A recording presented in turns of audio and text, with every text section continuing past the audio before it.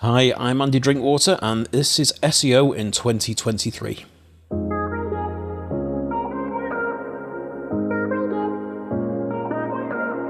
Andy, what's your number one SEO tip for 2023?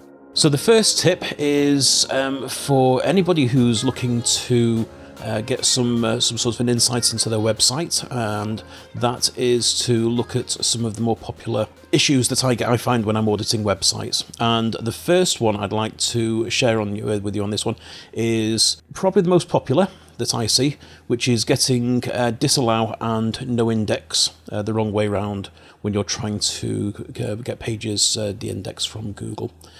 So that's probably the first one.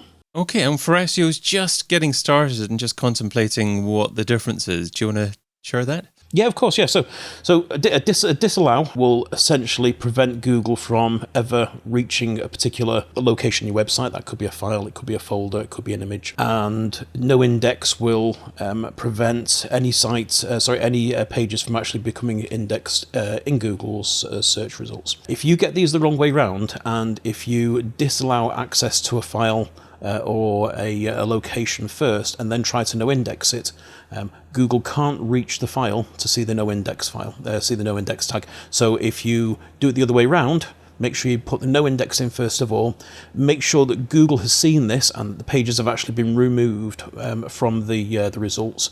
Then you can go ahead and you can disallow after that. So it's kind of like you putting no junk mail on the inside of your letterbox. Correct. Yes. Yeah, absolutely. Yes. It's in fact, I'm going to use that analogy from now on as well. Just made that one up as well.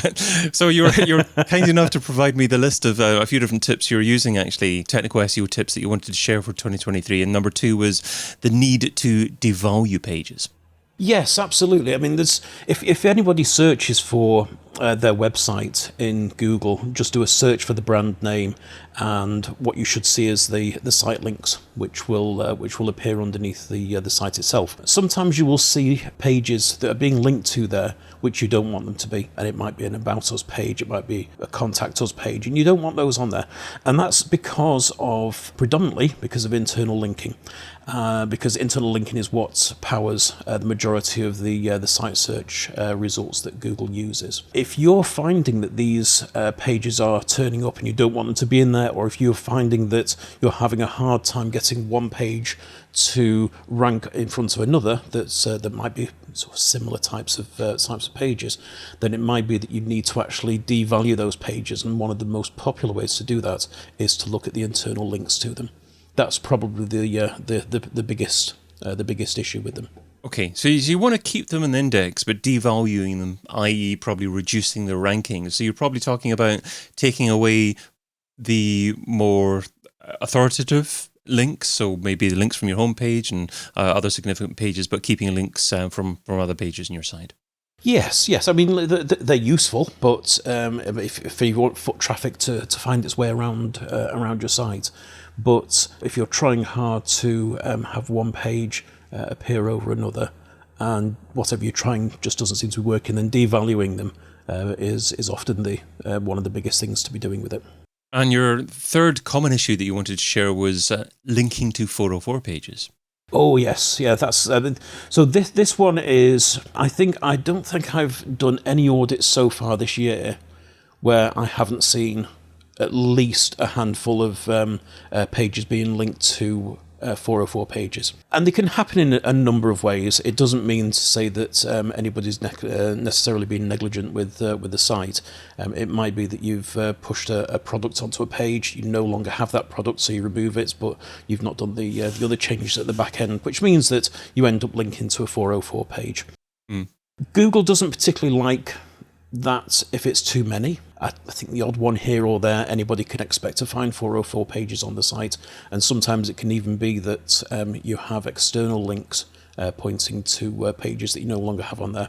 And the quickest thing I would say to fix these for anybody is just a good old 301 redirect to something that's similar, something that's applicable for them. I was going to ask you about that, actually. Is that completely acceptable, just to do a crawl, see which pages are linking to 404s and 301ing them to something else that's fairly relevant? Or Yeah. would it be, though, much more valuable to actually go through these pages and ensure that the links are links that link directly to a page and don't involve redirect? Would that not be a lot more... That would be preferable. Yeah, that would be the ideal solution. But it depends how many you've got, I think.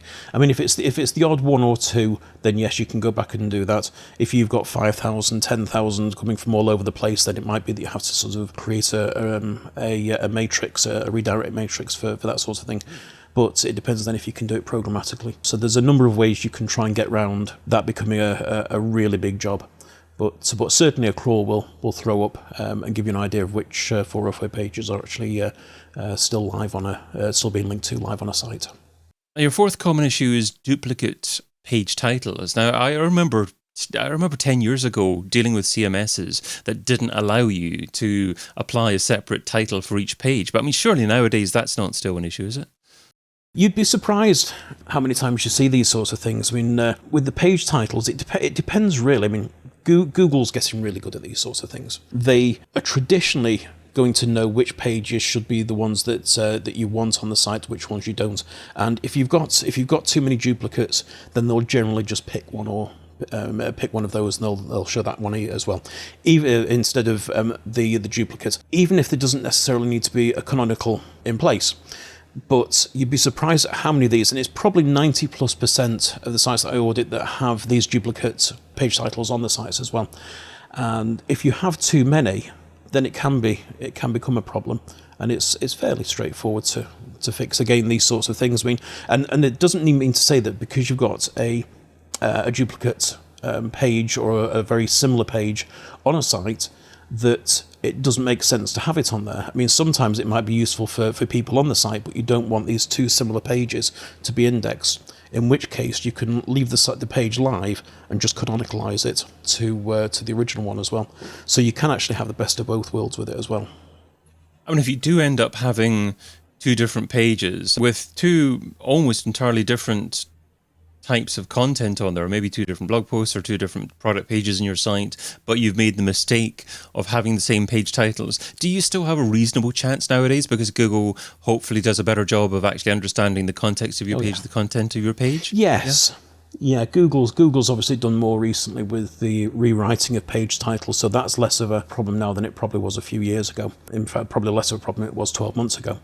So it's not the issue that it used to be, but if it's something that's happening and you're not necessarily aware of it, because if you've got a site that's got a few thousand pages on there, if you don't manage them correctly, then it's very easy to create a second page that's very similar to something that's already on the site. So you do need to keep in mind that if that happens, then you're missing out on the opportunity to say something that you really want to say that others are going to listen to.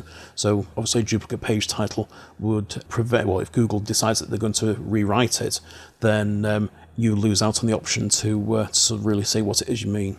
And your fifth common issue, open site searches. So what do you mean by that? Yes. So this is one that I've seen on a number of sites so far this year, and this is where you've got where you don't disallow access to sort of searches or search parameters within a site itself. And it's very easy to leave that open, and Google will start crawling through your search on your site, and that wastes an enormous amount of crawl budget. And there's different types of searches will give different types of issues in this respect. Some you can find that will start appearing in the search results themselves. Google will say it's found 100,000 pages on a site that's got 3,000 pages, that sort of thing, and it won't index them all, but it says it's got all these. So though in those sorts of circumstances, the best thing to do is to, again, no index and get them the right way around. So you'd no index your search results pages that you don't want to actually be in Google. Then you'd disallow access to those files as well, and hopefully that would prevent any other issues from being thrown up by Google at any point in the future. But it is a problem for crawl budget. That's probably one of the main reasons that I'd fix that one. So all these issues certainly make me think about auditing and things like what you should audit and frequency of auditing. So what are your general thoughts about auditing? I mean, how often should audits be carried out, and what are the key things to be looking for on an ongoing basis? I think that it's important to, if you've got a site that is fairly active in terms of development, then it's important to keep on top of these things. I mean, I've got clients where I'll sort of audit the sites for them once a month, just to make sure that when there's changes that have been made, that they've not thrown up other issues, because that can happen an awful lot as well. If your site is one of these that is fairly static and doesn't change that much, then it might be that you only need to audit your site once every sort of 6 months or so. But it's worth keeping in mind that Google has around about 1,500, maybe even more, algorithm updates on an annual basis. I don't think anybody really knows the exact number, but we're at well over 1,000. So if they're changing something and you're not necessarily aware of it, then you may want to run a fresh audit just to make sure that anything that's current with Google is being picked up as well. As I mean, there's going to have been plenty of opportunity for people to sort of find these sorts of issues with some of the tools that are out there, and there's plenty of them that do these. I don't think there's any one that I'd say that you need to use over another. I use a few of them when I'm auditing, only because they give me different pieces of information. So if you're talking about these kind of issues with clients, with perhaps new clients, do you attempt to actually define the financial value and the ROI of fixing these issues? Oh yes, I mean, it's always worthwhile if you can sort of show a benefit to what's being done, and I just build this into whatever retained service I'm actually doing for somebody, and I'll look at the site and I'll see how often they're making these changes, and I'll tend to go back over the site 2, 3, 4 times a year on some of the smaller sites, on some of the larger sites that have these big development teams. Sometimes even a month is too long. So if they're changing something in the production area and it needs to go to staging, then I'll crawl it through staging before it goes live. So I think it depends a little bit on the size of the site as well and how active the site is.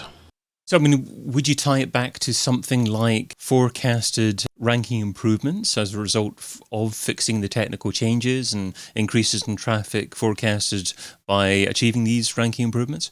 I try where I can to give them forecasts of what I expect something to be as a result of doing an audit on a website. Sometimes it's a little bit unclear because it's Google at the end of the day. We don't always know what's going to happen, but I'll always give some sort of an indicator as to what can be expected when you do an audit, and if something else is picked up, something that's new, what will be the result of that? It might not always equate to a dollar value, but it will equate to what this fix will mean in terms of how the site will perform in Google.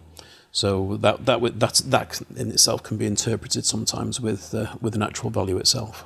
So you're sure what SEO should be doing in 2023? So now let's talk about what SEO shouldn't be doing. So what's something that's seductive in terms of time but ultimately counterproductive? What's something that SEO shouldn't be doing in 2023? They shouldn't be ignoring site images. Site images and site speed is always going to be on the tip of Google's tongue. How quick you can make your site, and the quicker the better at the end of the day. And one of the quick fixes that anybody can make is to make sure you look for the latest of image files going to WebP. If you ignore that sort of thing, and it's a fairly quick fix as well, if you use Cloudflare, there's a way to actually do that through one of their systems, which is literally the tick of a button, and they'll deliver a faster image for you as well. So don't ignore site speed. Andy Drinkwater is a freelance SEO, and you can find him over at andydrinkwater.com. Andy, thanks so much for being part of SEO in 2023. Very welcome. Get your copy of SEO in 2023, the book, over at SEOin2023.com.